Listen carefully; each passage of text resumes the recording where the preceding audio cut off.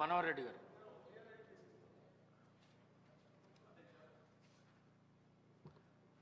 మొట్టమొదటిగా మాట్లాడడానికి అవకాశం ఇచ్చినందుకు ధన్యవాదాలు.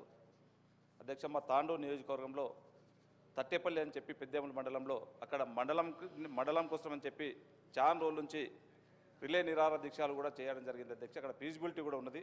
దయచేసి మీ ద్వారా గౌరవ రెవెన్యూ మినిస్టర్ గారికి తెలియజేయడం ఏంటంటే ఖచ్చితంగా కొత్త మండలం మాత్రం తట్టేపల్లి మండలం ఏర్పాటు చేయవలసిందిగా మీ ద్వారా గౌరవ మంత్రి గారికి తెలియజేస్తా ఉన్నాం అధ్యక్ష. థ్యాంక్ యూ అధ్యక్ష. గౌరవ అనిరుద్ రెడ్డి. అధ్యక్ష, థ్యాంక్ యూ అధ్యక్ష ఫర్ గివింగ్ దిస్ ఆపర్చునిటీ.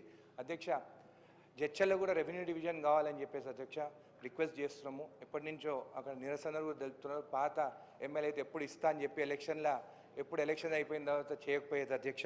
ఇప్పుడు మాత్రం అధ్యక్ష జడ్చల రెవెన్యూ డివిజన్ అధ్యక్ష. Jadcherla is the next happening place అధ్యక్ష ఇప్పుడు తెలంగాణలో. జడ్చల రెవెన్యూ డివిజన్ ఇంకా కొల్లూరు కూడా మండల్ చేయాలని చెప్పేసి కోరుకుంటున్నాను అధ్యక్ష. Thank you. గౌరవ ఎడమ బుజ్జి గారు.